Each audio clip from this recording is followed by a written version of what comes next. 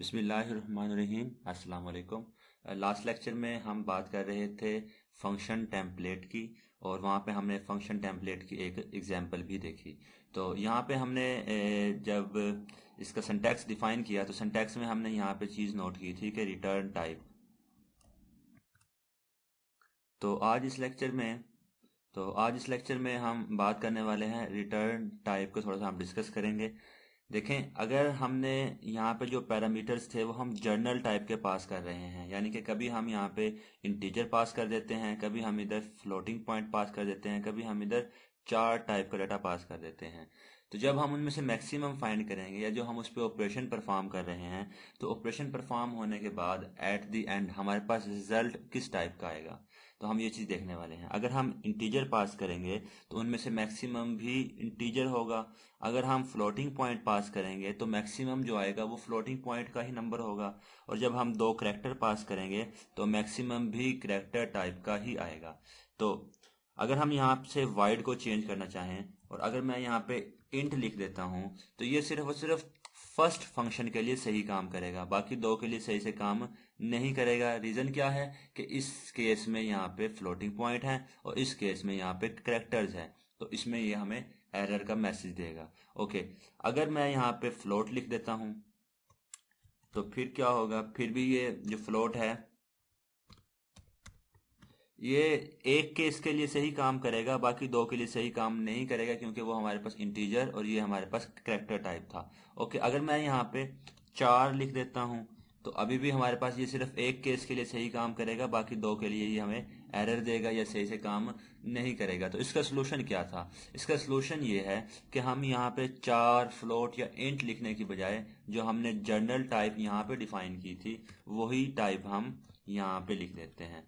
यानी कि जिस टाइप का हम डाटा पास करेंगे रिटर्न भी उसी टाइप का डाटा होगा। यानी कि अगर हम इंटीजर पास करेंगे तो रिटर्न भी इंटीजर होगा, अगर हम फ्लोट पास करेंगे तो रिटर्न भी फ्लोट होगा, अगर हम करैक्टर पास करेंगे तो रिटर्न भी करैक्टर होगा। इस केस में हमें यहाँ पे सी आउट की जगह पे रिटर्न ए और रिटर्न बी ये यूज करना पड़ेगा। और यहाँ पे हमें क्या करना है, हमें इधर आके पहले इंटीजर टाइप का एक वेरिएबल बनाना पड़ेगा ए, और दूसरे इसको स्टोर करने के लिए हमें फ्लोट टाइप का वेरिएबल बनाना पड़ेगा बी, और यहाँ पे करैक्टर टाइप का वेरिएबल बनाना पड़ेगा सी। फिर हम क्या करेंगे, cout a end line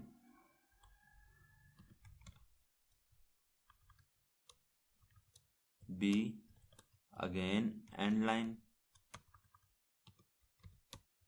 c और अगेन एंड लाइन। जरा चेक करते हैं अब इस फंक्शन को। तो ओके, कोई एरर नहीं है, कंपाइल कर लेते हैं और साथ में से एग्जीक्यूट कर देते हैं। देखें 2 और 3.7 और जी। तो यहाँ पे हमने आज के लेक्चर में ये सीखा कि अगर हम फंक्शन जो था उसकी रिटर्न टाइप देना चाहें तो उस रिटर्न टाइप को हम किस तरीके से यहाँ पे फिक्स कर सकते हैं। इसके अलावा भी हमारे पास और भी मेथड्स हो सकते हैं। सपोज अगर हमने यहाँ पे एक फंक्शन बनाना हो टेम्पलेट, ओके, फंक्शन हम किस तरीके से बनाते हैं, अगर हम उसकी रिटर्न टाइप को इंटीजर या कोई और फिक्स करना चाहें, जैसे कि टेम्पलेट यहाँ पे, और इधर हम क्लास लिख देते हैं, जो टाइप है उसे मैं यहाँ पे टी लिख देता हूँ, और फिर हम इधर इंटीजर रिटर्न टाइप का एक फंक्शन बनाते हैं जिसका नेम हम रख देते हैं सम, और वो क्या करेगा, वो टी का एक वेरिएबल ए लेगा और टी का एक वेरिएबल बी लेगा। फिर उसके बाद क्या करेगा, उसके बाद वो क्या करता है, वो रिटर्न करवा देता है ए प्लस बी को। यानी कि जो भी केस होगा वो उस केस में ए और बी को ऐड करेगा, जो उनका रिजल्ट आएगा वो उसको रिटर्न करवा देगा। ओके, इस फंक्शन को ज़रा हम यहाँ पे यूज़ करके देख लेते हैं। इन स्टेटमेंट्स को फ़िलहाल स्किप कर देते हैं सी आउट की। तो यहाँ पे हम सी आउट और हम क्या करते हैं, हम सम के फंक्शन को कॉल करते हैं और उससे हम पास करते हैं 1 और 4। तो देखते हैं ये हमें क्या आंसर स्क्रीन पे डिस्प्ले करवाएगा। तो देखें 5 यहाँ पे हमारे पास डिस्प्ले हो गया। Okay, again end line. Okay, अगर हम यहाँ पे 1.5 और 4.2 सपोज के ये पास करते हैं तो देखते हैं हमें ये क्या आंसर देगा।